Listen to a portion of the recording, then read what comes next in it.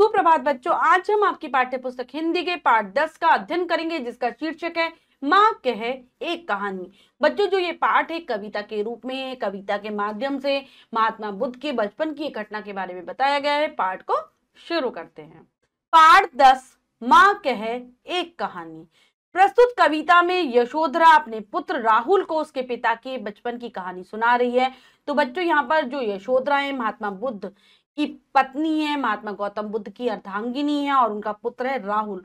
तो राहुल अपनी माता से कहानी सुनने की जिद कर रहा है और उसकी माता उसको अपने पति के बचपन की घटना के बारे में बता रही है। पढ़ते हैं, क्या कह रहे हैं। माँ कहे एक कहानी, राजा था या रानी, माँ कहे एक कहानी। तो राहुल अपनी माता से जिद कर रहे हैं कि माँ मुझे कहानी सुनाओ, चाहे वो राजा की हो चाहे वो रानी की हो, मुझे कहानी सुननी है, मुझे कहानी सुनाओ। तू है हटी मान धन मेरे, सुन उपवन में बड़े सवेरे, तात भ्रमण करते थे तेरे, जहां सुर भी मनमानी। तो क्या कह रही है कि तू तू है हटी मान धन मेरे, कि मेरे पुत्र राहुल तू बहुत ही जिद्दी है। चल मैं तुझे कहानी सुनाती हूँ, तेरे पिता की कहानी सुनाती हूँ। तो सुन, उपवन में बड़े सवेरे की बगीचे में सुबह सुबह के समय तात भ्रमण करते थे तेरे। तात मतलब पिता, भ्रमण मतलब घूमना। तेरे पिता घूम रहे थे, सैर कर रहे थे, जहां सुरभि मनमानी, जहां पर चारों तरफ सुगंध, सुरभि मतलब सुगंध, सुगंध फैली हुई थी। मन को अच्छी लगने वाली सुगंध चारों तरफ फैली हुई थी। जहां सुरभि मनमानी, हाँ माँ यही कहानी। कि सुगंध फैली हुई थी, राहुल कहते सुगंध फैली हुई थी। हाँ माँ मैं यही कहानी सुनना चाहता हूँ। वर्ण वर्ण के फूल खिले थे, झलमल कर हिम बिंदु मिले थे, हल्के झोंके हिले मिले थे, लहराता था पानी। क्या कह रही है माता, बताती है कि वहां पर रंग रंग के फूल खिले थे, यानी कि बहुत सारे वहां पर फूल खिले हुए थे और झलमल कर हिम बिंदु मिले थे। उन फूलों पर ओस की बूंदें झिलमिला रही थी। हिम बिंदु मतलब ओस की बूंदें झिलमिला रही थी। हल्के झोंके हिले मिले थे और मंद मंद हवा चल रही थी, यानी कि हवा के हल्के हल्के झोंके आ रहे थे, जिसके कारण लहराता था पानी, जिसके कारण पानी में लहर सी उठ रही थी। पानी भी धीरे धीरे हिल रहा था, लहराता था पानी। हाँ हाँ यही कहानी। तो राहुल बहुत खुश हो जाता है कि पानी भी लहरा रहा था, पानी हिल रहा था। हाँ माँ मैं यही कहानी सुनना चाहता हूँ। क्या कहती हैं आगे। गाते थे खग कल कल स्वर से, सहसा एक हंस ऊपर से, गिरा बिद होकर खरशट से, हुई पक्ष की हानि। क्या बता रही है माता कि उस बगीचे में जो पक्षी है कल कल की आवाज के साथ गाना गा रहे थे, यानी कि चहचहाट कर रहे थे। तभी अचानक क्या होता है, सहसा एक हंस ऊपर से, अचानक से एक हंस ऊपर से आकर नीचे गिरा। गिरा बिद होकर खरशट से, वो ऐसे ही नहीं गिरा था, उस पर बाण बाण का निशाना लग गया था, तीर से वो घायल हो गया था, इसीलिए वह नीचे गिर गया था। हुई पक्ष की हानि, उसके पंख, पक्ष मतलब पंख, उसके पंख घायल हो गए थे। आगे क्या कह रहे, हुई पक्ष की हानि, करुणा भरी कहानी। राहुल कहता है अरे उसके पंख घायल हो गए थे, ये तो बहुत करुणा से भरी हुई कहानी है। फिर आगे बता रही है माता, चौक उन्होंने उसे उठाया, नया जन्म सा उसने पाया, इतने में आंखें टकाया, लक्ष्य सिद्धि का मानी। तो आगे क्या बता रही है माता कि तेरे पिता जैसे ही वो हंस आकर गिरा, एकदम से चौंक गए, हैरानी में पड़ गए। और जब उन्होंने उस हंस की तरफ देखा तो उस हंस ने, ऐसा लगा उसे हंस को कि उसने नया जन्म पा लिया है, और उन्होंने प्यार से उस हंस को अपनी गोदी में उठा लिया। तो मतलब हंस को तो एक नया जीवन मिल गया, लेकिन इतने में आंखें टकाया, इतने में वहां पर शिकारी आ गया जिसने उस हंस को मारा था। लक्ष्य सिद्धि का मानी, लक्ष्य सिद्धि का मानी जिसने उस पर तीर का निशाना लगाया था, वो आ गया।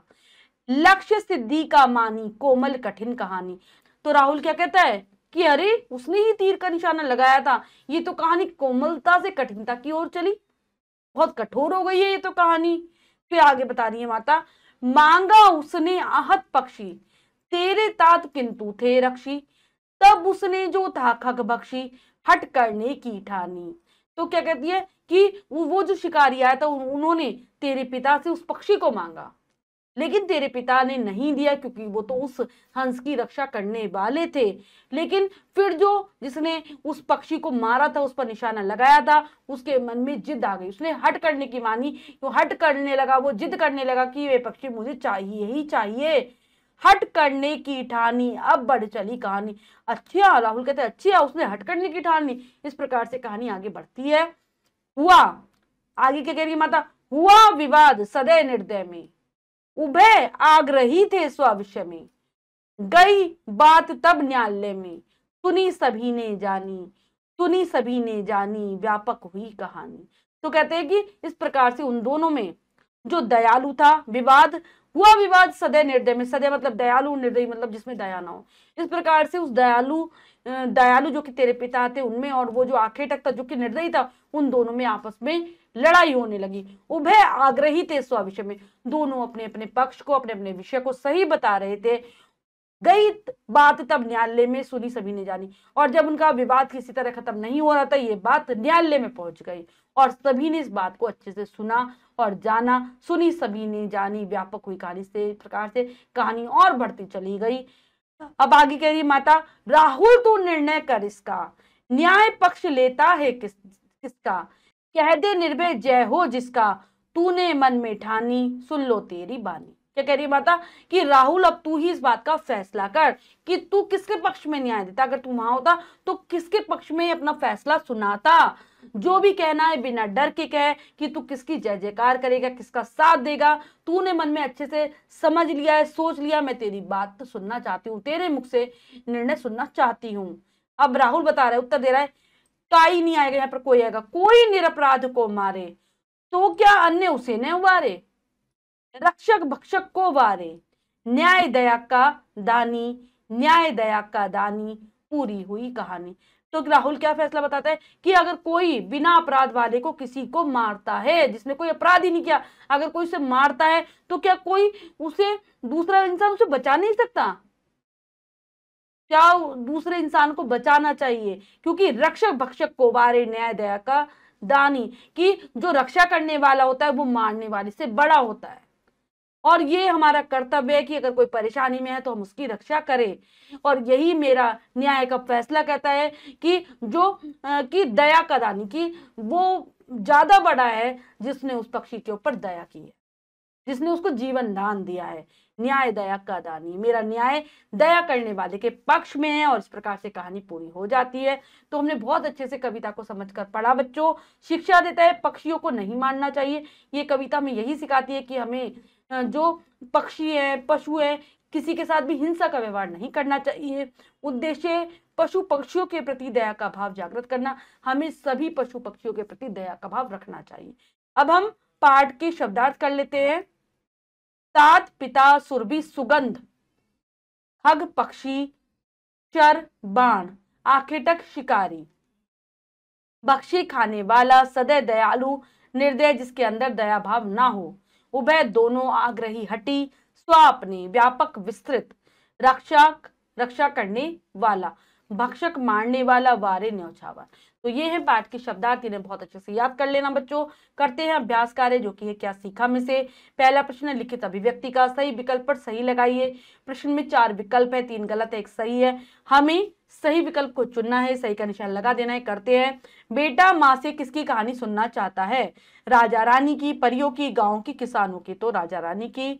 उपवन में भ्रमण कर रहे थे राजा, तात, रानी, राजकुमार। तो तात यानी कि पिता कर रहे थे बच्चे के। प्रस्तुत कविता में किसकी कहानी सुनाई जा रही है? दादाजी की, नाना जी की, गौतम बुद्ध की, महावीर की। तो गौतम बुद्ध की कहानी है ये।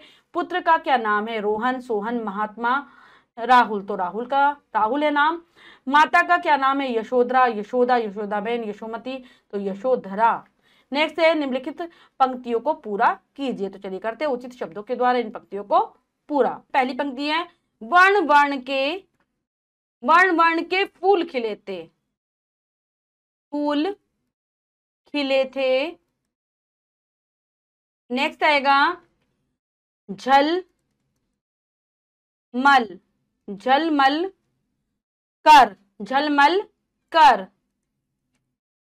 हिम बिंदु, हिम बिंदु, हिम बिंदु मिले थे। हल्के झोंके हिले मिले थे। हल्के झोंके हिले मिले थे। लहराता था पानी, क्या आ जाएगा? लहराता था पानी। लहराता था पानी। एक बार फिर से पढ़ लेते हैं। वर्ण वर्ण के फूल खिले थे, झलमल कर हिम बिंदु मिले थे, हल्के झोंके हिले मिले थे, लहराता था पानी। ये करेंगे। राहुल तू, राहुल तू निर्णय कर इसका, न्याय पक्ष, न्याय पक्ष लेता है किसका? कह दे निर्भय, कह दे निर्भय, जय हो जिसका, जय हो जिसका तूने मन में ठानी, तूने मन में ठानी। पढ़ लेते हैं। राहुल तू निर्णय कर इसका, न्याय पक्ष लेता है किसका, कह दे निर्भय, जय हो जिसका तूने मन में ठानी। बच्चों, हमने पाठ को बहुत अच्छे से समझकर पढ़ा और अभ्यास कार्य किया। इसके अतिरिक्त जो भी कार्य आप स्वयं करेंगे सुंदर अक्षरों में अपनी अभ्यास पुस्तिका में। बच्चों, आज हमने पाठ के माध्यम से जाना महात्मा बुद्ध के जीवन की एक घटना के बारे में। आशा करती हूँ यह कविता आपको बहुत अच्छे से समझ आ गई होगी। कविता को याद करने का प्रयास करेंगे। मिलते हैं अगली कक्षा में नए पाठ के साथ। तब तक के लिए स्वस्थ रहिए, प्रसन्न रहिए। धन्यवाद।